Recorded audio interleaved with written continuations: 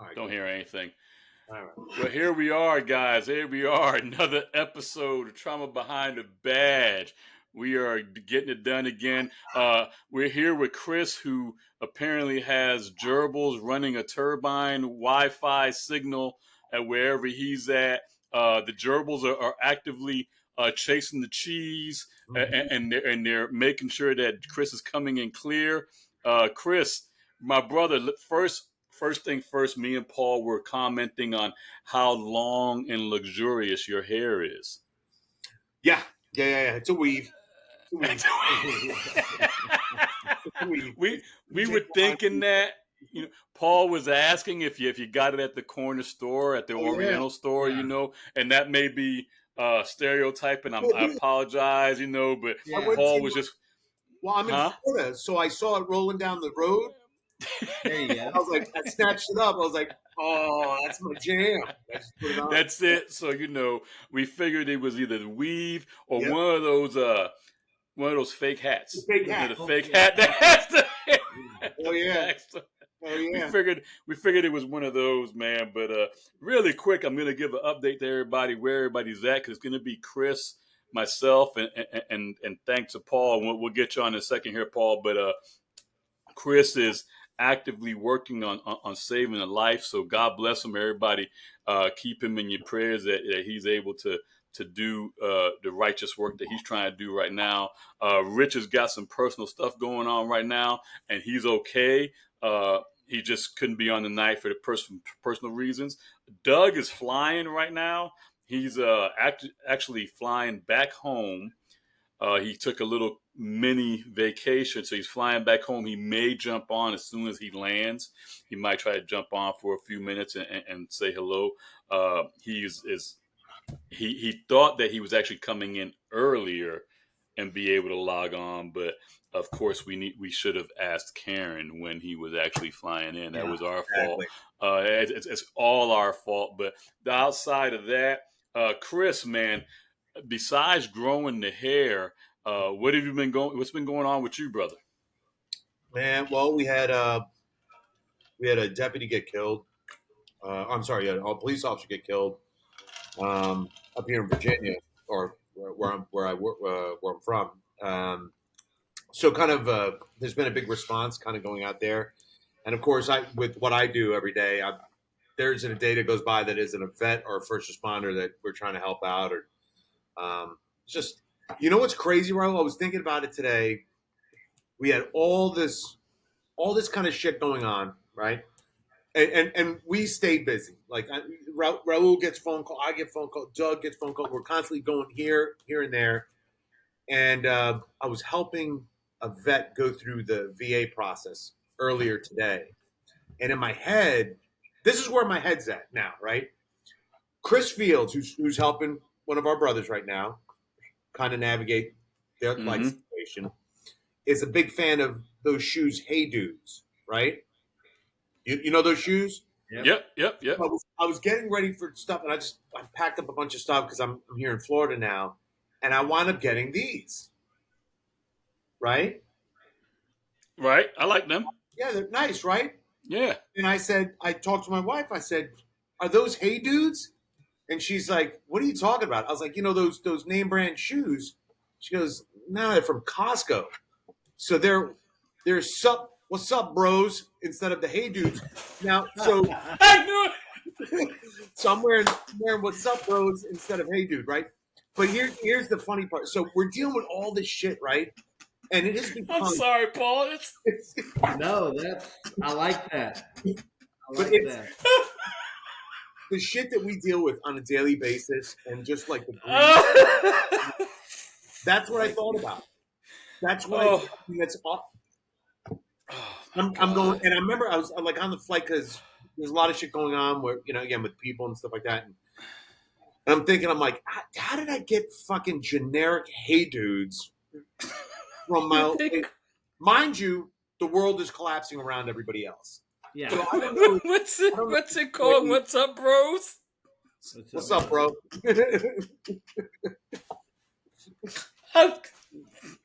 I'm telling you, man, I can market that. They're like Wish.com version or the I'm, Team I'm version. sorry, Paul. That just hit me funny. Oh man, that is. I'm stealing that one. I hope you know. I'm gonna steal that one. Oh, I'm gonna That- use one. that's but that, got my stomach hurting. that's just the nature of it. I mean, all the stupid, like, I got, if I, you know what? Because if I don't think of shit like Whew. that, I'll just be crying all day long with the fucking Oh my drama God. that goes on everywhere. So Oh Oh, yeah. I just sat there and I know somebody was looking at me like, look at this fucking guy with these fake ass oh bros. God. What's up, Bruce? Yeah. Okay, so there's that. So we're gonna move on. Let me oh, hold on. So I'm actively what I'm doing here, guys. I've been on the phone here trying to find something, and I can't find a damn picture of it. But so what's going on with me? I have been actively working on my ICISF uh, certifications. So I took this unbelievably ridiculous, not ridiculous, but it was a hard test. Uh, Critical Incident Stress Management Certification Knowledge Exam. The I 20, took this. 24-hour test. Oh my God. It's Mhm. 150 questions, Yeah. and it was. I mean, it was, but I passed. Good. Yeah. I passed, so now I'm going to the instructor training uh, over in next month. So that has been an ordeal in and of itself because I've had to take a couple of classes online, and they were both 2-day classes. Kind of sitting through that, and they actually. So I was actually very. I was kind of worried, like my God, this is going to be awful. They were not awful. They were decent classes. It was good. Uh, the test was just tough. I mean, it really was tough. A tough test. I was It's an open book test. open book test, and it's Which gives tough. you an idea of how tough it is if it's an open book. Yeah, it's a Yeah. tough Yeah. test. Yeah. So, Yep. and that's I knew it had to be open book. That's the first indication. The Yeah. second indication was, when you read the first question and you go, "Huh?" That was that was a second indication that it may be a little bit, a Yeah. little tough here, a little different than the way I was thinking. So anyway, I've been actively working on that, and we got some stuff coming up. Doug and I are going to Sacramento on Wednesday. We speak on Thursday out there at the Warfighter Overwatch organization. They're bringing in a bunch of regional agencies from that area up there in Sacramento. Really excited about that. That's going to be a good time, and meeting some good people up that way. We got some people coming in, so we're excited about that. And just recently, I was saving this for last, not at all the least, but and it's probably the most important. That's why I'm going to save it for last. Is that we just had a suicide this morning from a lieutenant here at the local agency, Orange County Sheriff's Office, Lieutenant Dillon. From what I'm hearing, I was just telling you guys, this guy was a go-getter, hard charger. Uh, One of the positive, people in the agency, and it goes towards that. What we always say, you never know what's going on in somebody else's house, and so people, it just happened this morning, so it's still fresh, and the agency is doing their thing right now. We've reached out and just said we're here, and whatever you may need. So, but anyway, keep those families in your prayers. But with that, we'll push on. We got our work to do right here, and Chris, we had this dude on tonight. So Paul and I, we kind of met on the conference circuit. Mm-hmm. Doing the conference circuit, and Chris, you've eloquently said this before, but real recognizes real. You can kind of tell when you got a dude in your midst, and and the way they talk, the way they carry themselves, and you just kind of get that feeling like, I can hang with you. Mm-hmm. Yeah. So Paul kind of gave that feeling, right? And you wouldn't know, but then then again, real recognizing the real, those little small conversations start coming up. You Oh know how yeah. we do, and you're kind of reading one another, and you're kind of getting that feel, right? So yeah, I did some special victim stuff, Mm-hmm. Yeah. and we just said like those are one of the clues, right? Those are one of the clues that, well, you may have seen some shit. Oh yeah. It's one of those type things, right? So and Paul being the dude he is, yeah, I've seen a little bit. And not going to brag about that. Not about to throw it out there. And it's another sign, isn't it? Another sign, because you get the ones that want to brag about it. You get the ones that are almost a badge of honor. So you get the guy or girl that will work like a case and a half of something, and they become the fucking resident expert. Um, it's the same thing with the military. Right. The guy or girl, it's a guy or girl, but the guys normally that are go into specific details, like on the out of the gate, like, oh, this I remember going this and this. Always very suspect. It's the guys or girls that don't say shit or minimize it. Really, really good friend of mine There you go. was deployed multiple times, and talking to him was like it's like pulling teeth. Like, hey, what's going on? What you've been through, and blah blah blah. And I never realized it. Following all the bullshit that I'd gone through on the job and everything, I had a handful of people say the exact same thing. They're like, hey, you talk about it now, after the fact, but like right after is all Mm-hmm. this stuff is because we're not using the experience as a like, hey, look at me. The I badge don't of wish. honor. Yeah, the badge of honor.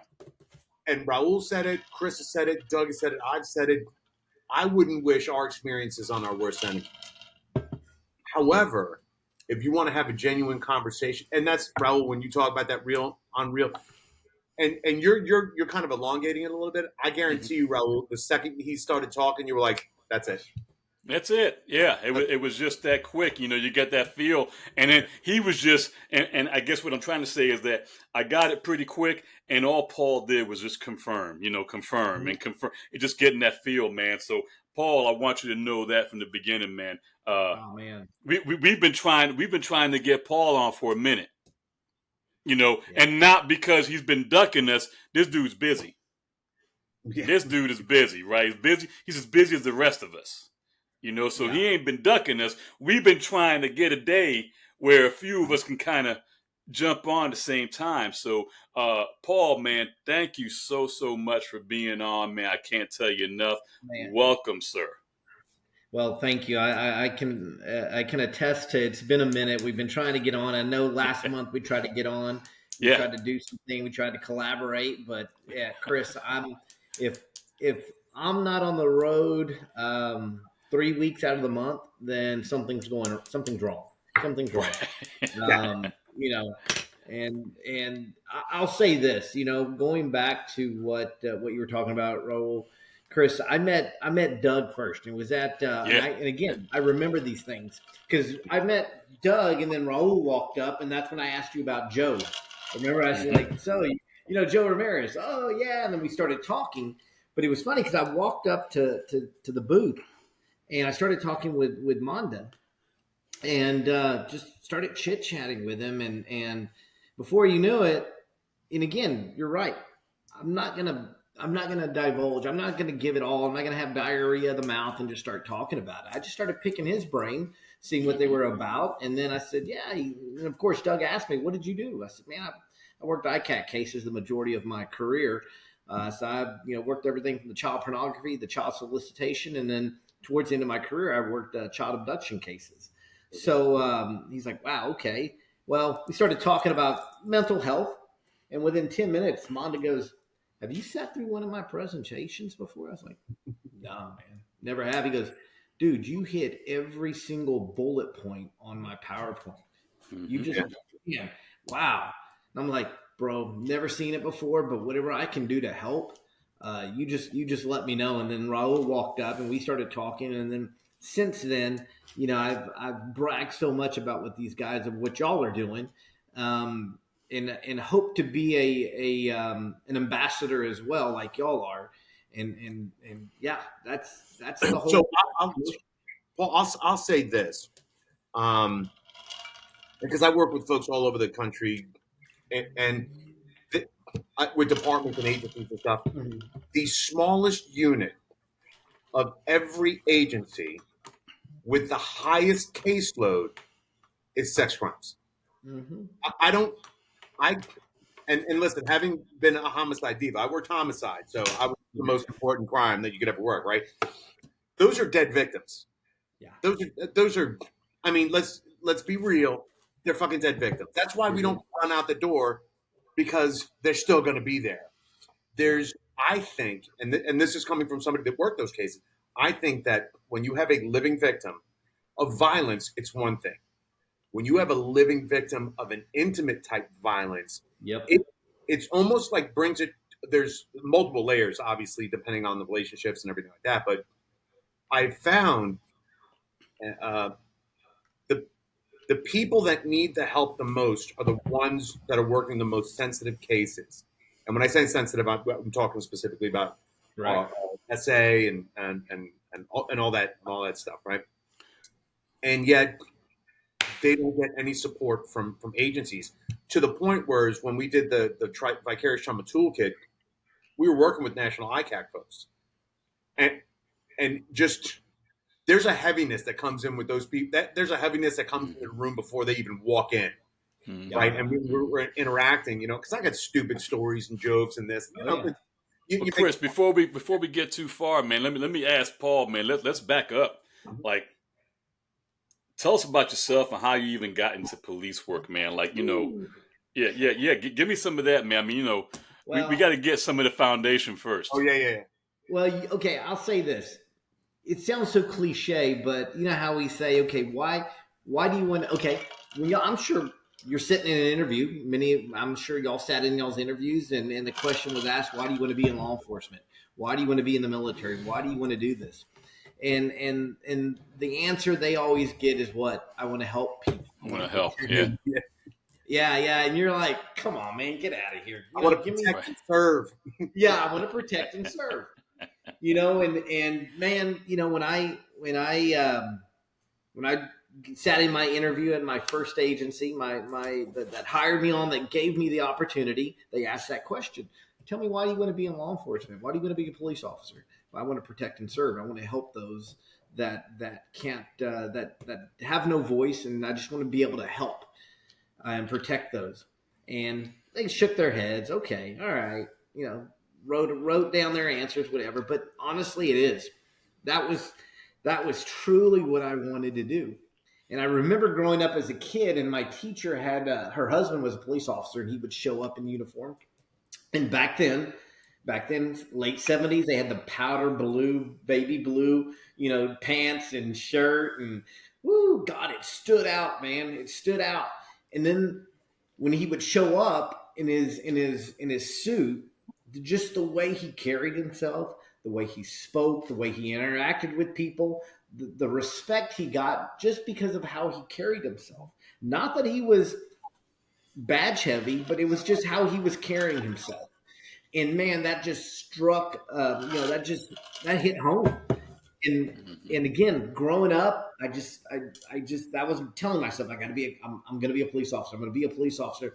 Actually, I'm going to be a federal agent is what I wanted to do. That's what I wanted to do. I'm going to be this agent, and I'm going to help. I'm going to protect and serve. Well, Miami Vice. All right, guys, we've all watched Miami Vice, right? and I shit you not, man. When people ask what was what else, pushed you to over that edge to become a cop, shit you not, man. I wanted to live on a boat, have a crocodile named Elvis, drive a Ferrari, shoot a chrome plated 1911, a Beretta.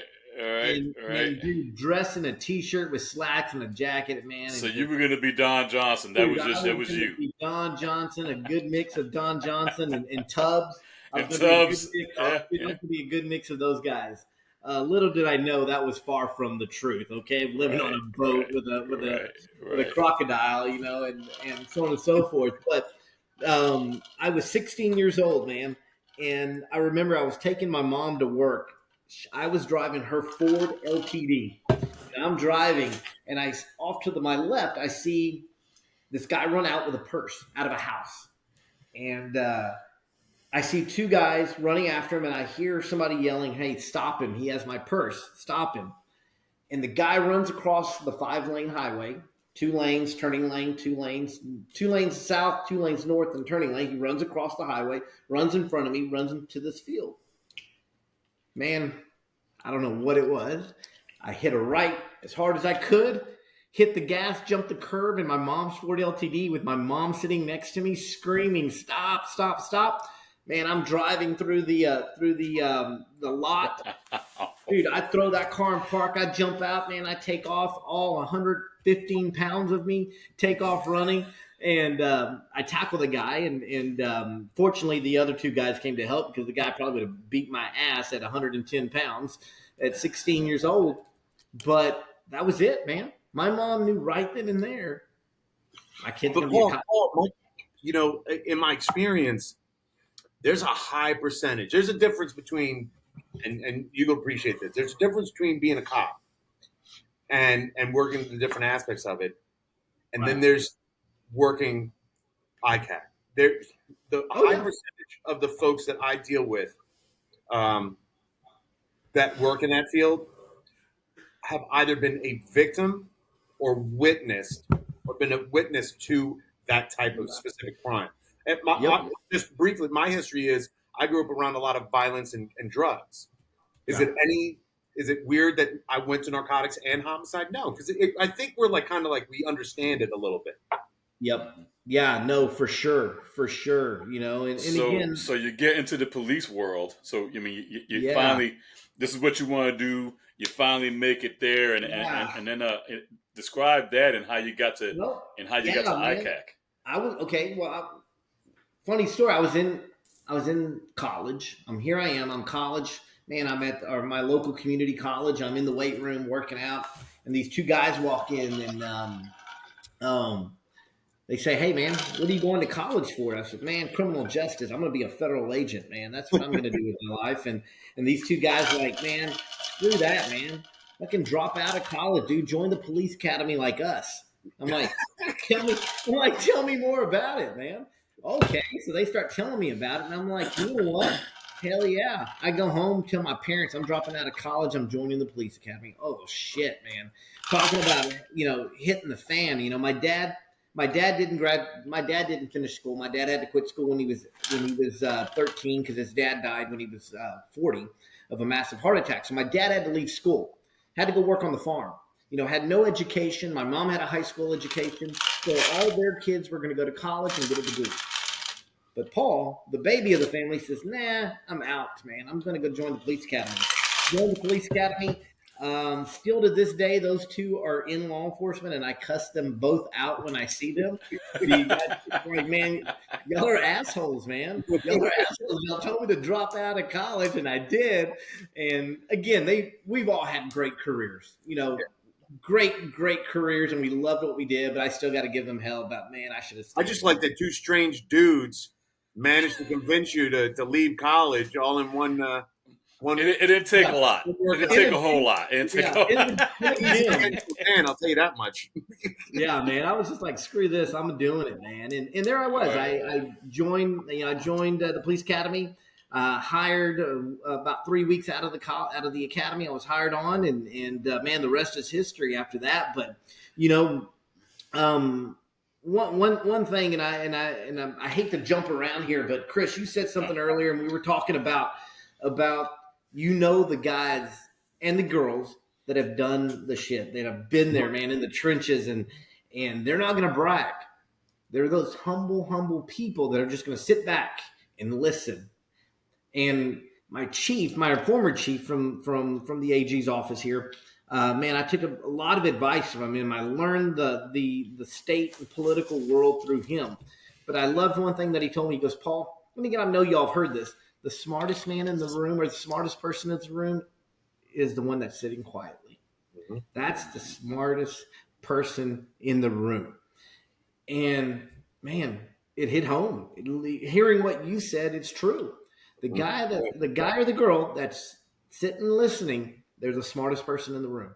Unless they're an idiot and they're just not paying attention. Then you have those. You have those too. You have those too. True, you have those too. Yeah. But with our world, man, you're right, man. It's those that sit back quietly, pushing their demons back down. Because it's something, as Mike Tyson once said, man, you don't want the monster to come out of me because it can get really, really ugly and scary and bad. And yeah. So anyway, I hated to jump around, but yeah, man, I wanted to throw that in there. That's true. Oh, that is absolutely true. Absolutely true. So hey, to get back on track, then. Yeah. So you're in the police force now. How did you end up in ICAC? Like, how did that happen? That's because Chris and I talk about this, like, ICAC and sex crimes, well, more especially when you're talking about the youth crimes, the child crimes, right. Those are the guys in the closet. Yeah. Yep. Right. We usually lock them away in the back closet, excuse me. Because you guys are dealing with some of the most sensitive shit that can't be seen by anybody in the dark web. And, so hot, and I remember those guys being in the back of the detective bureau in a special room.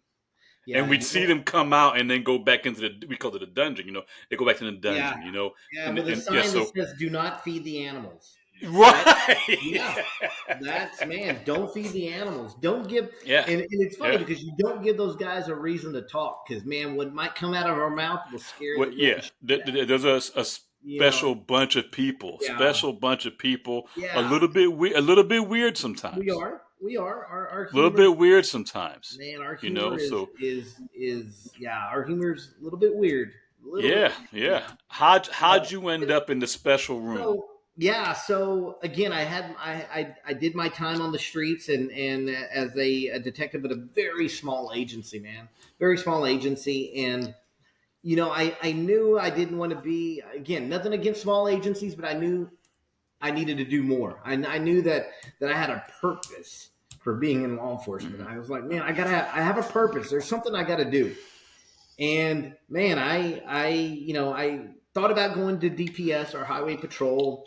Man, again, I knew there was something else for me out there. I applied with our Attorney General's office here in Texas, and man, lo and behold, and how the route that I got there, they were looking for somebody who had public speaking and has worked crime, the type of ICAC crimes previously, but they were looking for somebody who had public speaking the ability to go out and present. I was like, yeah, that's me. I have that background. So I was hired with a small caseload, but my job was to actually go out and present to the community, the people that are going to listen, and because this was at that height of protecting children, back in the early 2000s. Let's protect children. We got to protect children. The sense of anonymity on the computer and what was going on, and so that's what I was hired to do. Hired to go out and present. Well, I was given a case, and that case actually turned into one of our bigger cases there early on in the early 2000s, and I guess you could say, just like in homicide, Chris, you got to prove yourself. You come in, and I came into the agency from a very small department. Everybody else I was working with, they were from larger departments, 100 sworn. These guys have worked some of the big crimes and cases for those agencies. And here I come in from 12 sworn, a department that small. So when I was given my first case, I'm like, you know what? I'm going to prove myself. I can walk the walk and talk the talk, And what I love to say is, don't knock the small agencies, man. Don't knock those cops from the small agencies because they have drive, they have will, they have hunger. And man, like I would tell guys, hey man, so when you got okay, Chris, what when you got that homicide as a patrolman, what'd you do? Well, I had to call detectives. I had to call crime scene. Not in your agency. Man, bro, I was crime scene. I was on You scene got it. investigator. Dude, I was working that entire case, that entire scene. So anyway, I brought that with me, and I brought that, okay, I'm going to prove myself. I have a purpose. I got to protect these kids, and again, when you have kids that same age, it's a double-edged sword, because it makes you hungry to be able to put these people behind bars so they're not preying on these kids that you have, that are the same age as your kids, but then again, the flip side of that is when you work, you take that mentality home, that stress. We had uh, it was I wrote an article with some other folks, and in the article we talk about this senior homicide investigator that has seen like if you get a shitty case, that's the person you go to, right? Yeah. Because they've seen it all, done it all, nothing fazes them. Very gruff person goes in there, goes to I believe it was a co-sleeping death where child sleeping with mom or dad and they die, whatever. Blah. Yeah. Goes in there, completely breaks down. This is a co-sleeping case. I know that's horrible, but it's not. There's no egregious. It's a tragedy, right? It's And this veteran breaks down and he kind of leaves, and the younger, the homicide detective kind of takes it. Blah blah. He's like, "What happened?" He goes, "The kid that was found deceased was wearing the same pajamas as his kid." Shit. It's the proximity we are to the trauma that enhances it. So, like for example, if there's an issue with the kids, because I don't have kids that I know about, if there's an issue with kids, I'm happy to take it. Right. I don't have that connection. You don't have that connection, correct? However, that doesn't mean I want to not reach across the table and fucking strangle somebody for the horrific shit that they're saying, right? Or and what they've done. But does that kind of, do you feel that working those cases? No, for sure. And working those cases again, you're working the crimes against children, and again, at that time, my kids, God, man, 5, 7, and at that time, it was just the 7 and 5-year old. But yeah, I mean, what we don't realize is we're working these cases, and unfortunately, we have to bury it down deep inside our true feelings of what we want to do to that suspect, and unfortunately, to build that search warrant, man, I got to review the video. I got to look at the images. Yeah, you have. And to now try to take that and put it in description, into your affidavit, and then write that search warrant, and then go home and be a husband, be a father. Just going to ask you that, Paul, really quick, man. I quickly tell this story all the time. One of the sex crimes SVU detectives came out of the dungeon, grabbed me, and wanted me to look at a portion of this video. Yeah. It wasn't but 10 seconds. And God bless her. She's like, hey, don't look at the man. I want you to look past. There's a gun belt back there. Can you tell me anything about it? She wanted to know, Right. brand, anything. It's the way I could identify something about it. To say, I want you to look past, just look at that gun belt. And God bless her. She was trying to set me up for success, right? But there's no way you cannot see what I saw. And to this day, and that has been 20 years ago. Right. When that image comes in my head, you could paint that picture from memory. Oh yeah. Yeah. And so can't ever turn that off. That's always there. And so I'm just gonna ask you, like, how'd you do turning that off? I don't know, maybe not turn it off, but how do you manage it? Or And manage you it, can't, coping you with it, can't, dealing with it. Yeah, yeah, yeah, that's a better no, word, Chris. Yeah, no, yeah. no. You. It's not like you said. It's not turning it off. It's just how do you decompress from that? You know, and I remember when I was doing a presentation at a large conference, and somebody asked me that question. You know, how do you decompress? And I Jack Daniels, you know, Yeah. and unfortunately, that's how we decompress. You know, back then, that's how we decompressed. But you can't unsee any of that. You know, with all my therapy from EMDR to just my talks with my therapist. You know, unfortunately, there are three videos that for some reason or another my mind can't Yeah, let go of.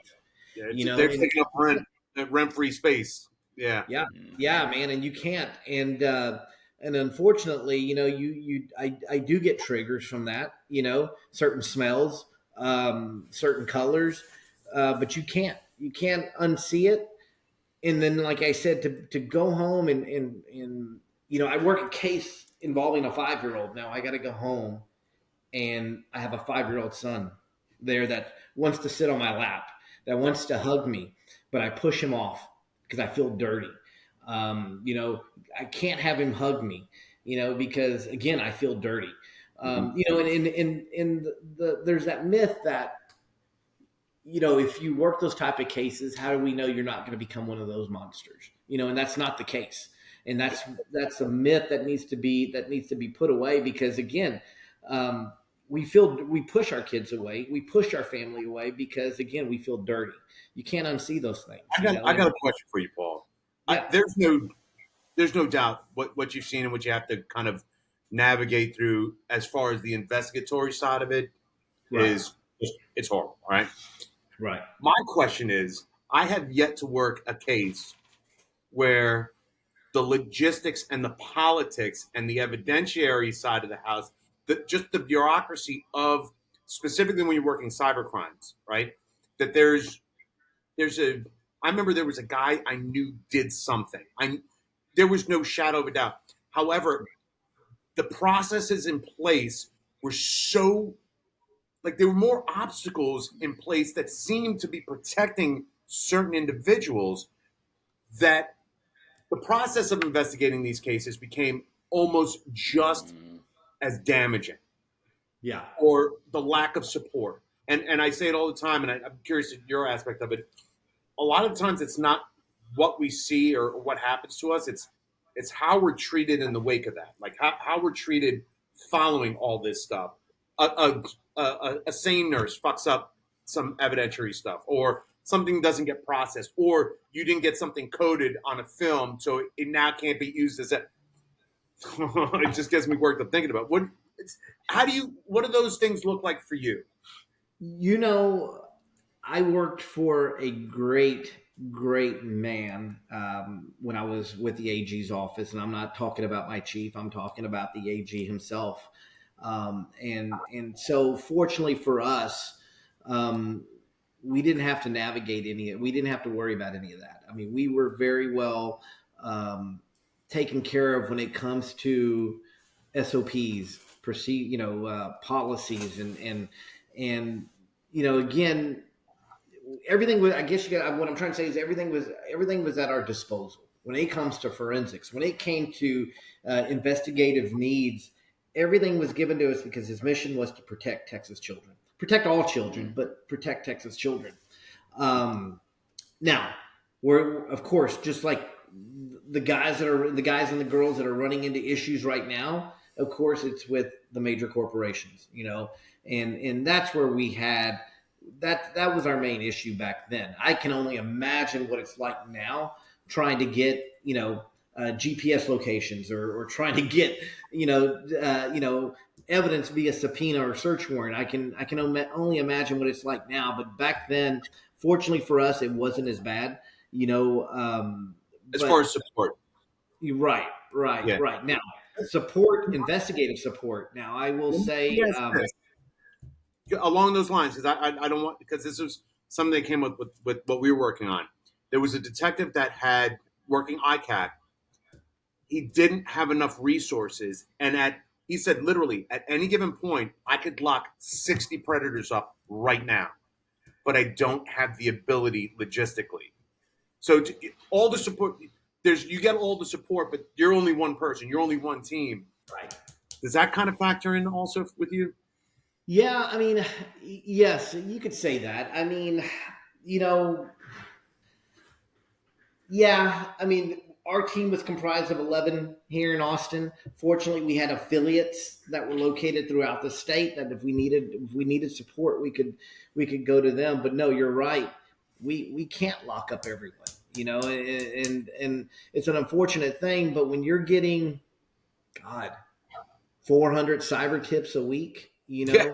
now again, you got to remember some of those cyber tips could just be, somebody said something online, or it could just be, just something very, very small. But then again, Yeah, but out of those 400, yeah, even out of those 400, if 100 of them are real, that's a freaking caseload. That's a caseload. What if you miss it because the other 300 are bullshit?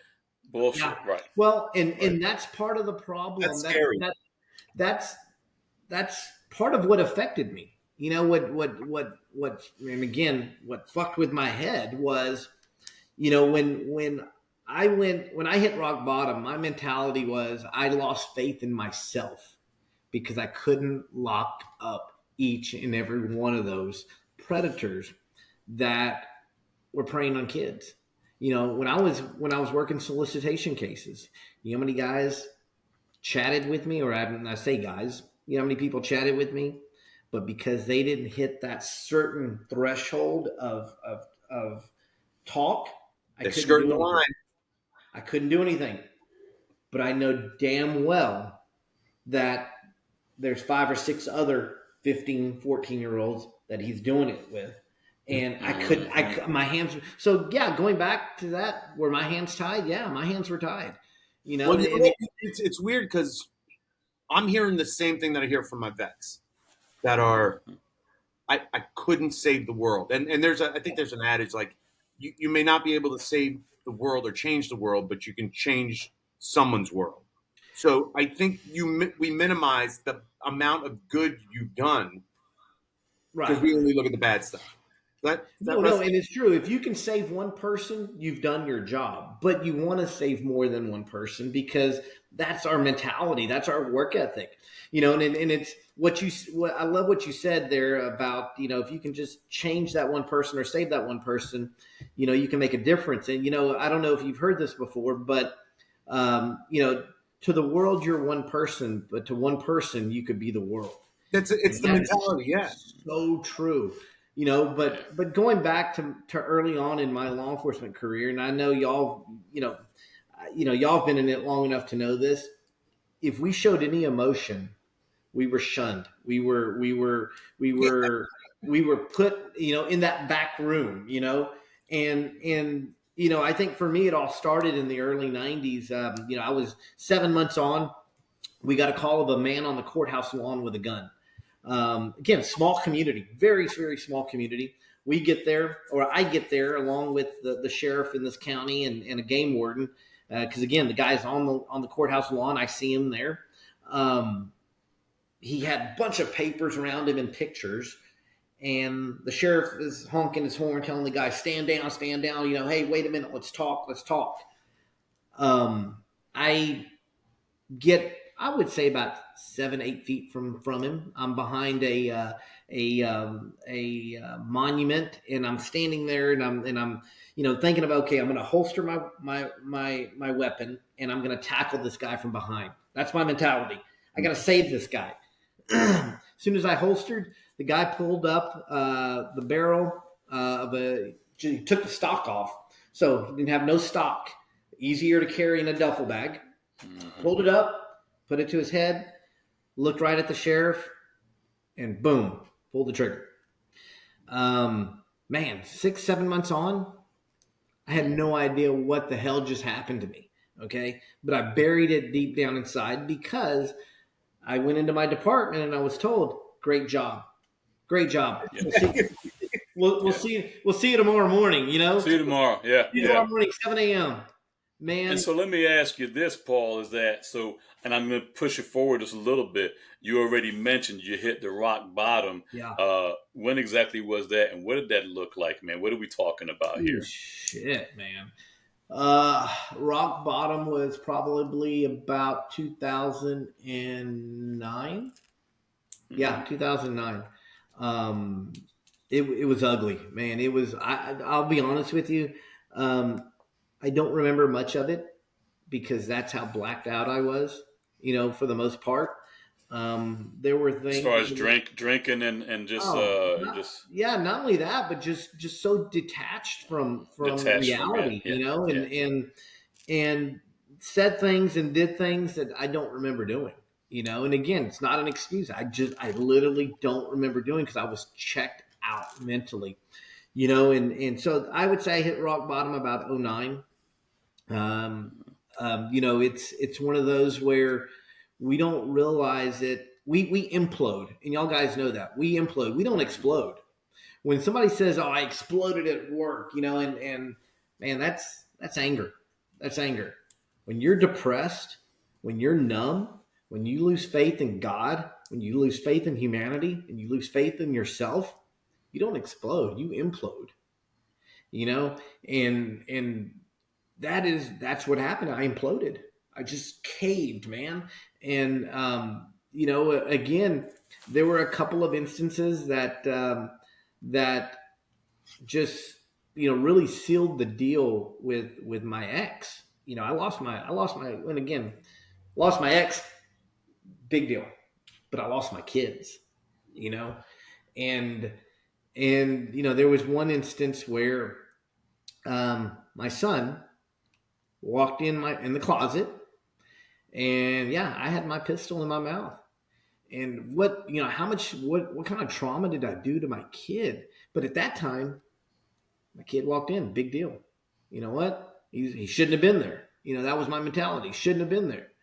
And again, we don't realize what we're doing to our family and our loved ones. But I tell guys now, man, when you feel like you're checked out and you start to lose faith in everything, and man, you push your loved ones away, those that are there supporting you, man, it's time. It's time that you seek that help. Unfortunately for me, I didn't have those resources. I didn't have that support system.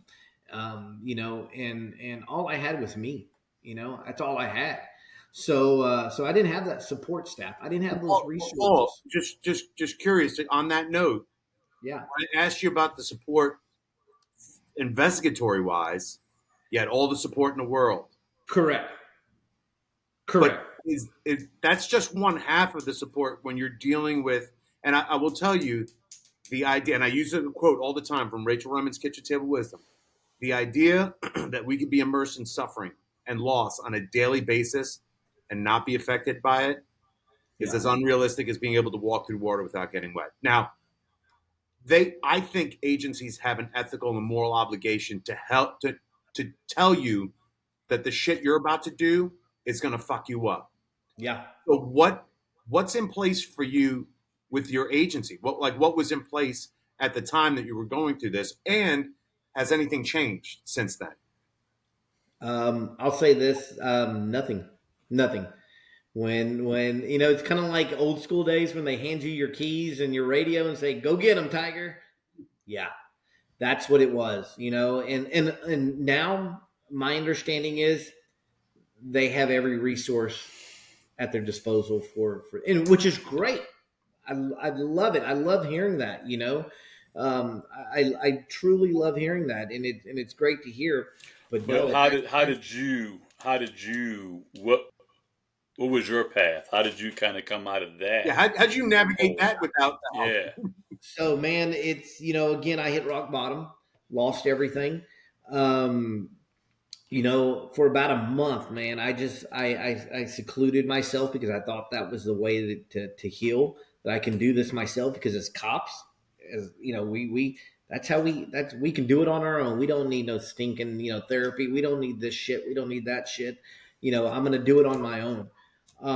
So for the first month, yeah, man, it was tough. I just secluded myself, but I found a great therapist. Man, and it was just a matter of, and I loved how she put it. You need to find yourself again. You need to find yourself. Don't worry about, about your kids. Your kids are fine. Don't worry about your parents. Your parents are fine. You need to focus on you, and you need to go back. You got to go back to the beginnings. You got to go back to what, find Paul, find out who Paul is again, and go back to when you were happy, meaning, where were you happy at? Well, I was back home. I had my parents around me. I was young. Man, that's probably the time that I was the happiest. So, man, I moved back home near my parents, and kind of just found out who I was again, and got into therapy, and again, that was huge. I had to, and we all know this, I had to forgive myself before I could, before anybody else could forgive me, and that's what it was all about, was just finding Paul again, man, and realizing who I was, and man, it took about, well, it's still going on. We don't ever, it's like, and again, and I hate to bring this up, but it's like an alcoholic. You're always, Yeah. you're a Yeah. recovering alcoholic, right? So, So yeah, go ahead. Keep going. I'm sorry. I'm recovering still. Every day I'm recovering still, but it was some severe therapy. Fortunately, I didn't have to do inpatient. It was strictly outpatient. But yeah, man, it was just Well, I think just I don't know. I because was you talk therapy. about the rock bottom. I think you touched you skimmed it a little bit, but I don't know what happened that you were able to like change course to start going in the other direction and start working that. Like to me that speaks volume of character. It does, because the majority of us don't have that ability to do that. It's it have, and I saw this video a while back, and then I know y'all have seen the movie Lethal Weapon. Do you ever? And again, it's an old movie, but there's a scene where Mel Gibson's telling Danny Glover, you don't think I want to eat a bullet every single day? I Mm-hmm. wake up, and he's like, God, and all I want to do, is just put it in my mouth, and just, make sure that I use a hollow point, so so Yeah. and he goes, but I gotta wake, but every day I wake up, and I gotta be grateful that I'm alive again, and I find the drive inside of me to not do that, to not take my own life. Mm-hmm. And that's what I had to do one morning. I'll never forget the day. And I woke up one morning, looked myself in the mirror, and I said, man, this is bullshit. This isn't you. You're better than this. And I had my kids, I had photos of them on the mirror. And I said, that's, it was just my drive, my discipline to say, I got to change this. I do. I have to change this.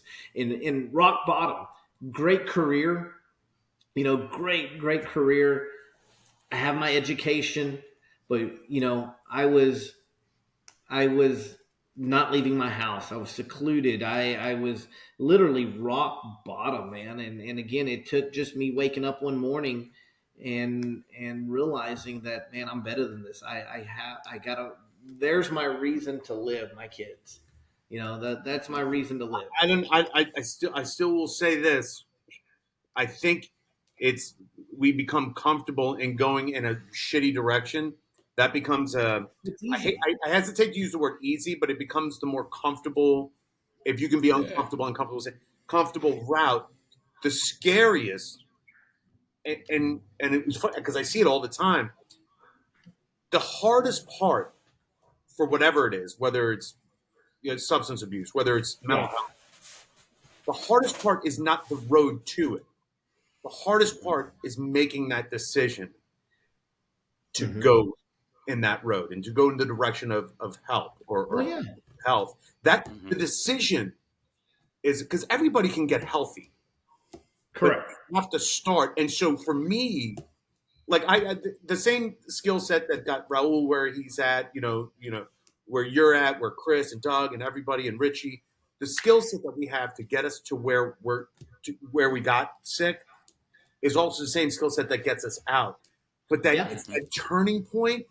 It's that to me is, if I could bottle that, and I try to, when I explain to people what that looks like, because trying to explain to somebody what a depression is like trying to explain the smell of the color 9. It just fucking hard, right? Right. But what you're describing, and it goes to what we talked about in the beginning, Raul. I know when he talks, you hear you in him. I know I hear a lot of my story in you, and I know Doug did as well. But there's that energy that you took to turn it. Yeah. That to me, that's the nuts, man. That's the power, and I think that you're an, how I could say it. I'm not like some a billboard, but you're an ideal that I think I wish I could give to everybody. Yeah. I don't know what this looks like for you, but this is what it looks like for Paul and Raul. Yeah. All right. That makes sense. So, I believe we all have a purpose on this earth. We do. And I believe I still had a purpose at that time. That's why I didn't pull the trigger, because I knew God said, no, there's a purpose for you. And I'm going to keep you, my son, on this earth to fulfill this purpose. And yeah, it is, and I'm going to lead into. Let me jump in. Yeah, I'm gonna jump into this. Paul, is that so? Paul, you pull yourself up. Yep. You found your purpose. Yeah. You get on the good side of things, and that's you know. Yep. Relationship. Right. Kind of reconnecting with the kids. Yep. Am I saying that right? Okay. Yep. And then things happen. I'm going to let you kind of speak to it. I don't want to. So go ahead, sir. So again, I'm back on my feet. Everything's going well. I have my kids back. And Chris, real quick, in between that time, I know I said I had 2, and I had another son in 2007.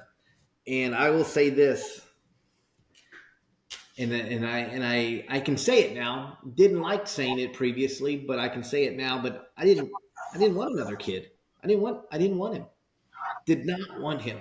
It's like I was adamant. I don't want another child. And that's that.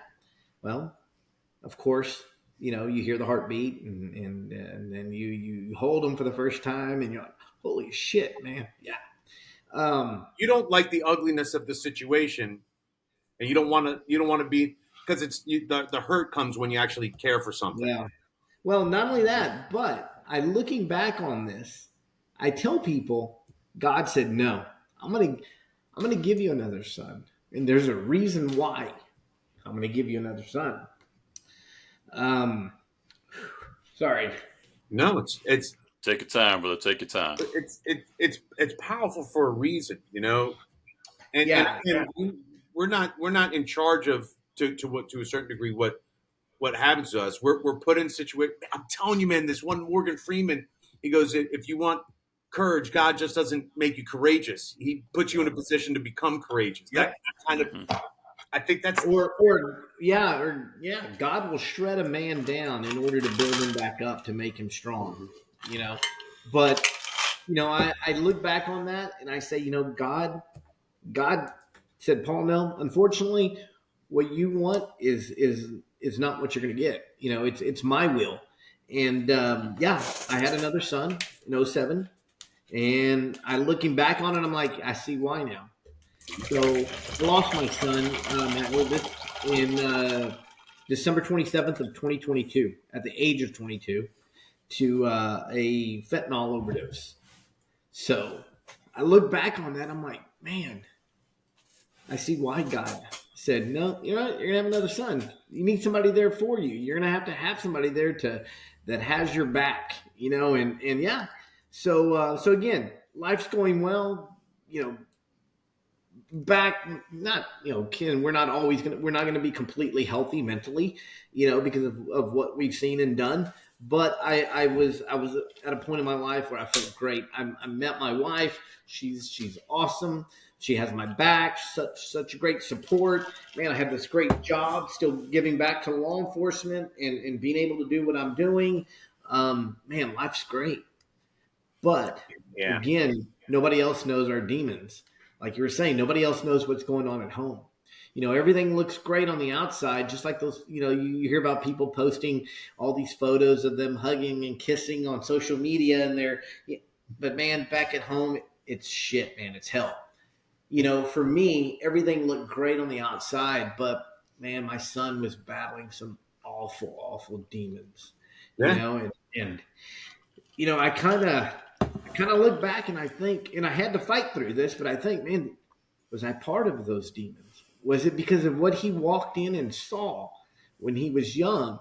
Was that, man, am I the reason that he had to self-medicate? Am I the reason that he was the way he was? And then for the longest time, man, I battled that and battled it and battled it. But no, I mean, it's God's will, unfortunately, and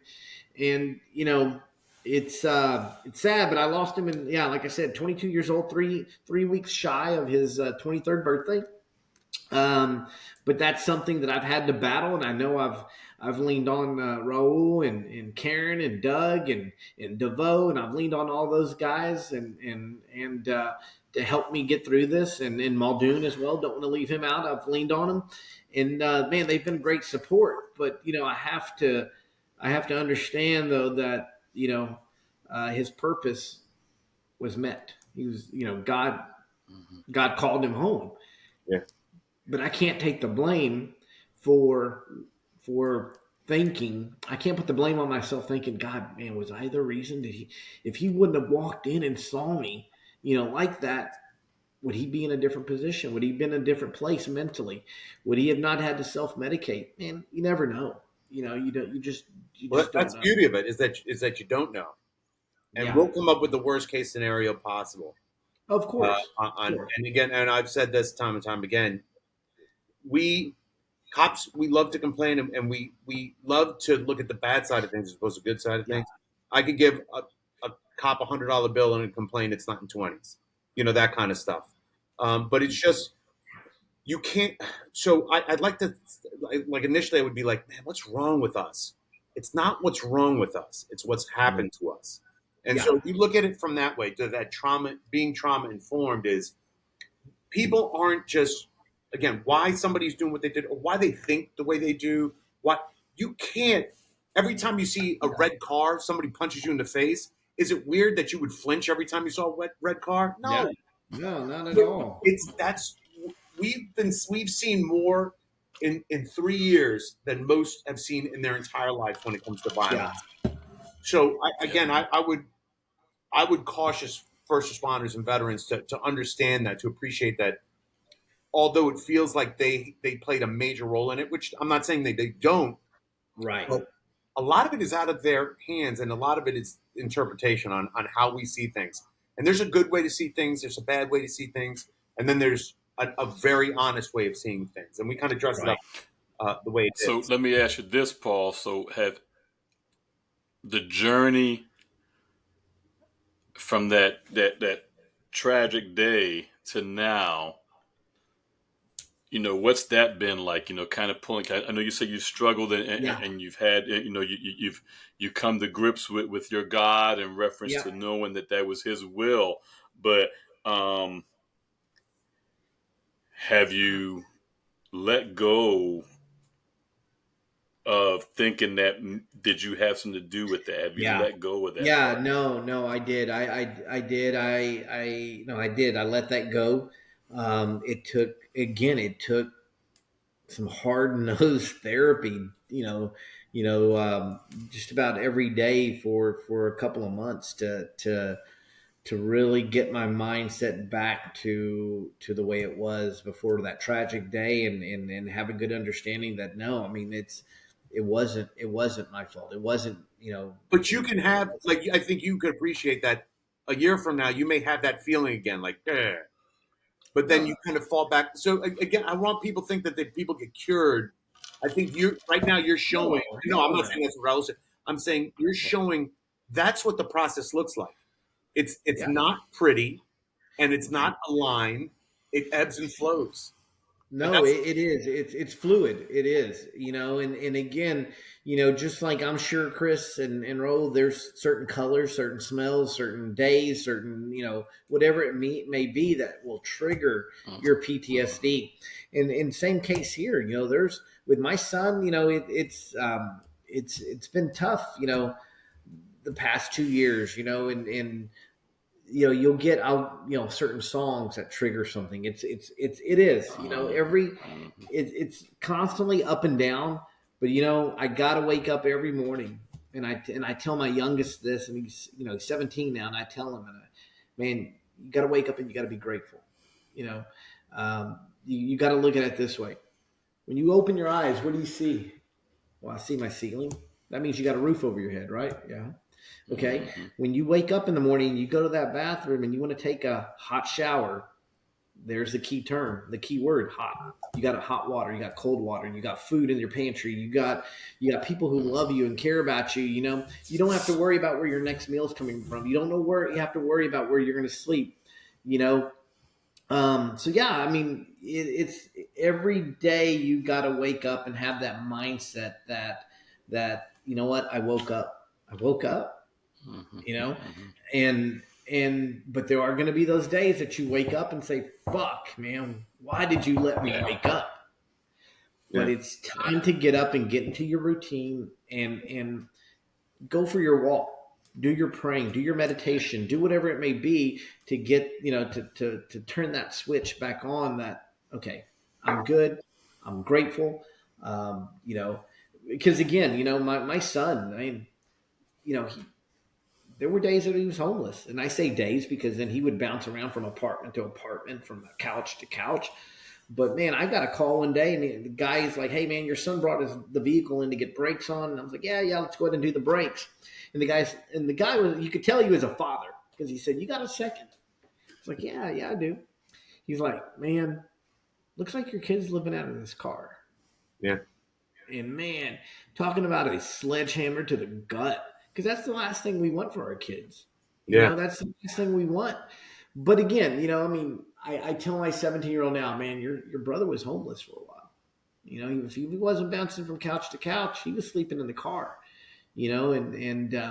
So again, when you wake up, you woke up. I will tell you this, because I know we're going to wrap up here soon, but I will tell you this, that I hate the sad parts or the ugly parts that I've had to experience, that you've had to, that we've all had to. But I think without them, it doesn't give us context for the great parts. Yeah. I don't know that I've come across anybody that isn't completely medicated that is happy all the time. You know what I mean? Like, right. It's really easy to stay happy and doped up when you're doped up, right? But those come to an end. So in a weird way, and I don't want anybody to take this wrong, I'm grateful for the lows because they give the highs much more context, more power. Yeah.